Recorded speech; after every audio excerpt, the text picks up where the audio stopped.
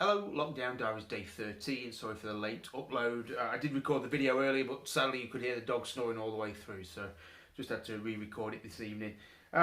Today's subject, thanks to Scott Harrison, who made the suggestion on yesterday's comments, was to cover wild camping. So wild camping, for anybody who's not familiar, is essentially camping in a non-designated camping spot. So that might be on public land, private land, or out in the wilderness, but essentially it's not a place designated for camping. It could either be down a lane in a field, by a lake, even in an urban environment, you know, on a building site or something like that. And the importance for overland travel or motorcycle travel is if you're trying to do a long distance trip and you need to do it cheap, then sometimes the inevitable means that you've got to wild camp. So for me, coming back from Australia, it became a real central component of my routine through the latter part of Indonesia, and then at various points through Thailand, and then mainly through Kazakhstan and Russia. Because the beauty of it is that you aren't stymied by the need to find a formal accommodation on an evening. Certainly in places like Russia or Kazakhstan, where there aren't such things as campsites, and it's very difficult to find a hotel.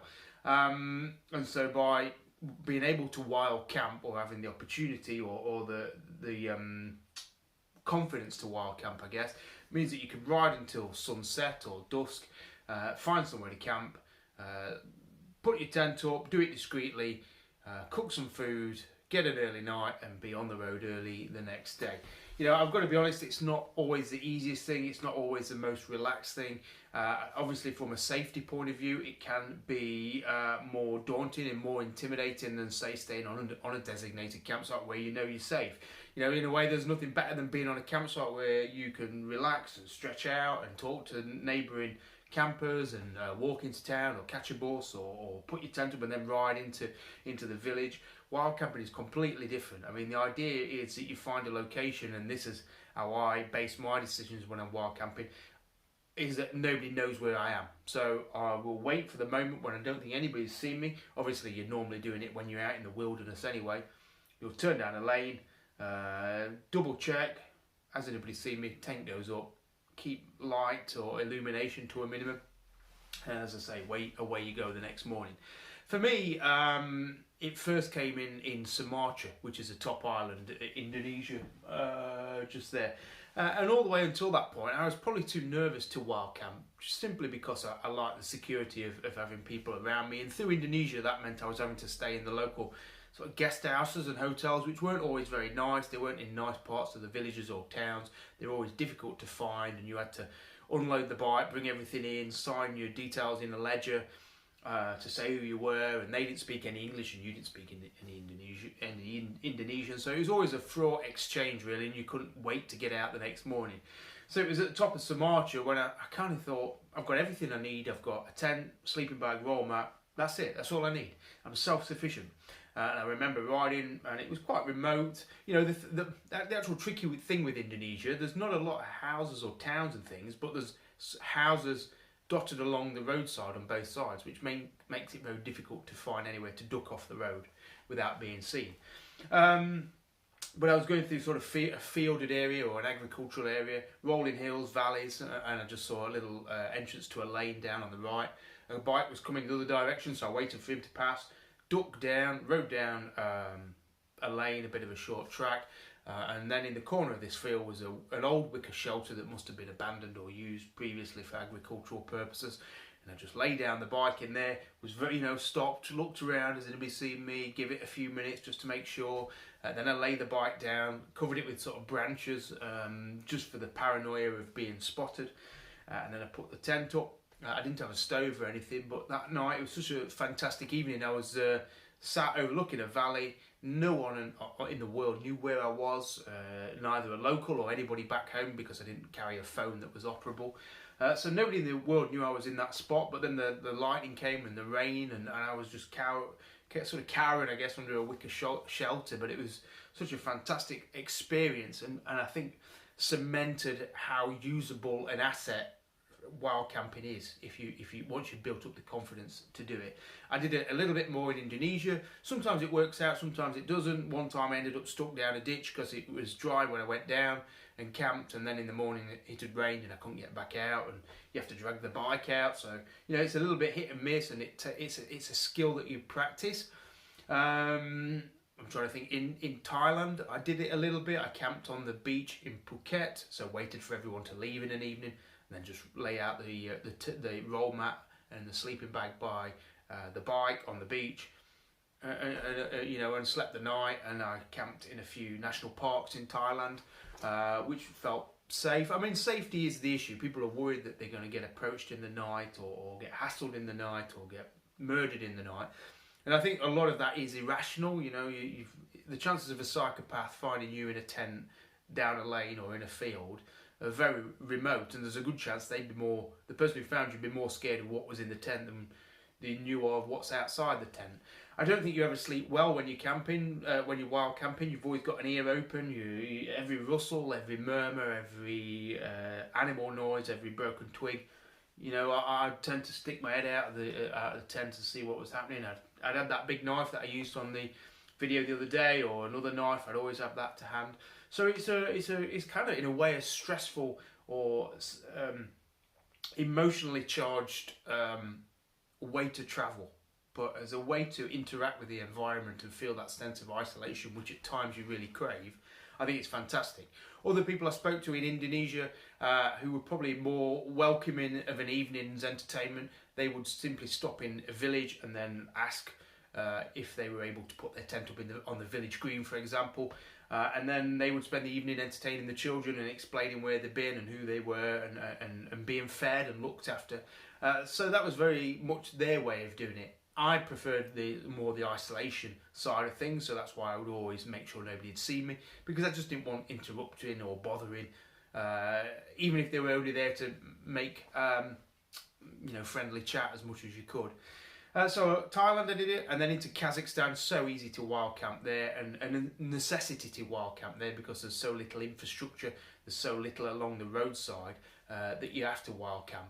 And it's so easy, it's flat land, there's no fencing, so you just, when you're ready, turn off the road, ride for a mile, you're well out of sight, and away you go. You put your tent up, you've got all the world to yourself. It's very quiet through there. And I would imagine it'd be the same if you went through Mongolia, and also I wild camped through Russia.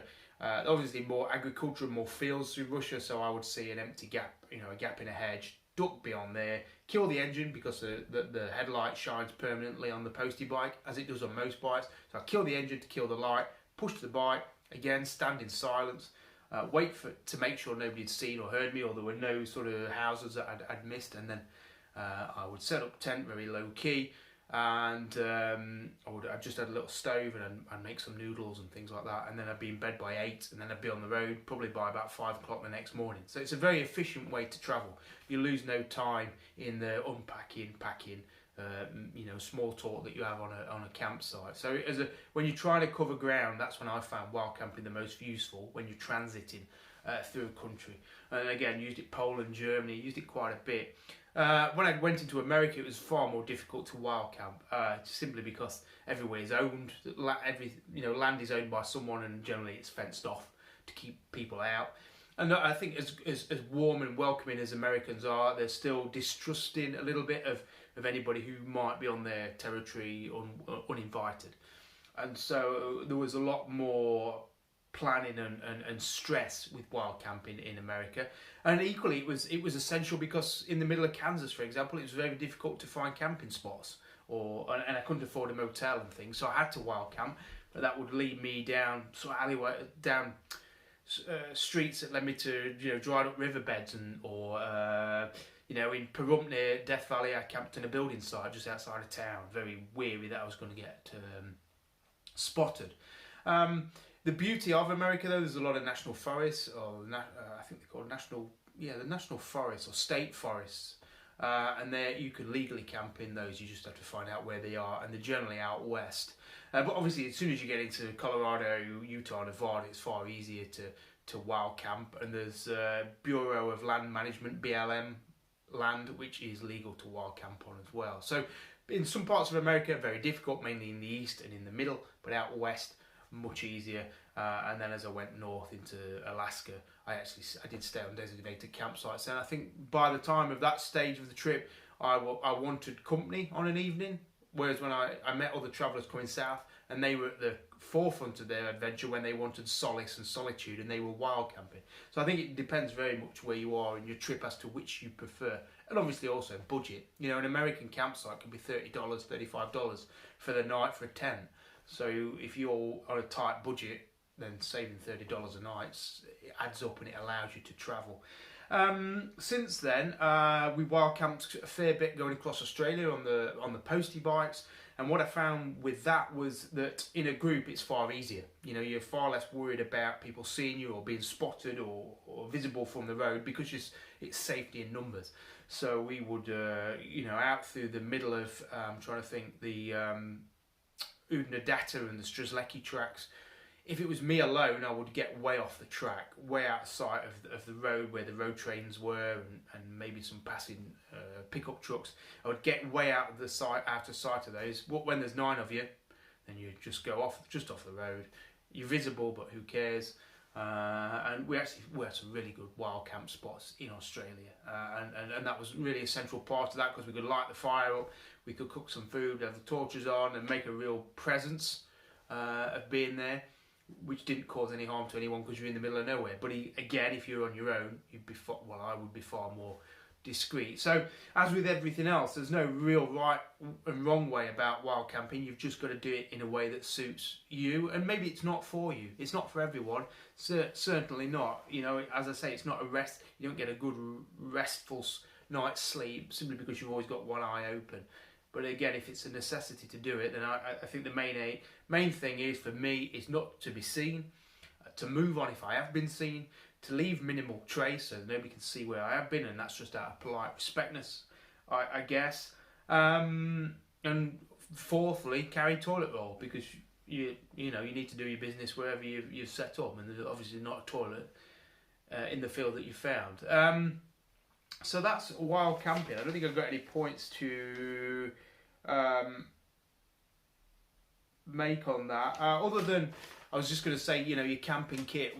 With regard to tent, then I do find a smaller self-supporting tent is better. And a self-supporting tent, or a freestanding tent, by what I mean is, generally they're square, just with 2 poles, one running over that way and one running over that way. It means that they'll stand up without putting a peg in the ground.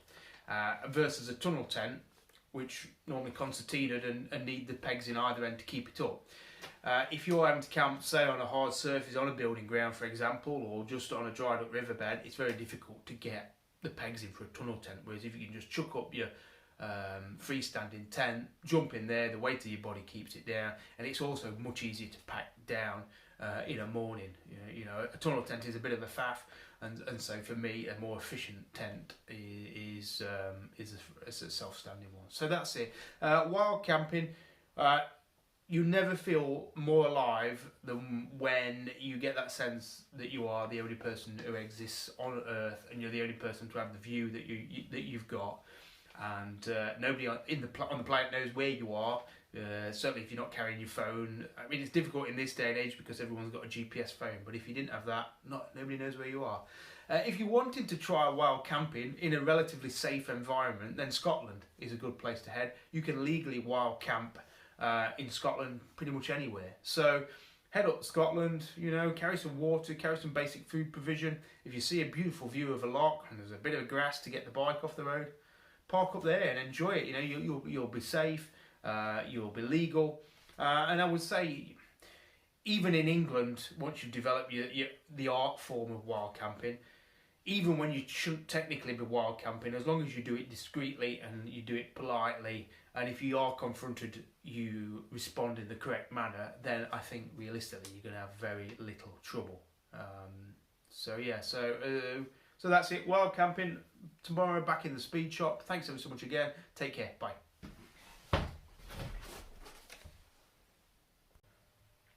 I forgot to say, WikiCamps is really good for finding free camping spots, whether you're in America or Australia or Europe. It's an app, you download it to your phone, and it will you can add them on as you find them, or see other people's points that they put, free camping spots, which is really good. So that's Wiki Camps. Just download it in the App Store. Cheers.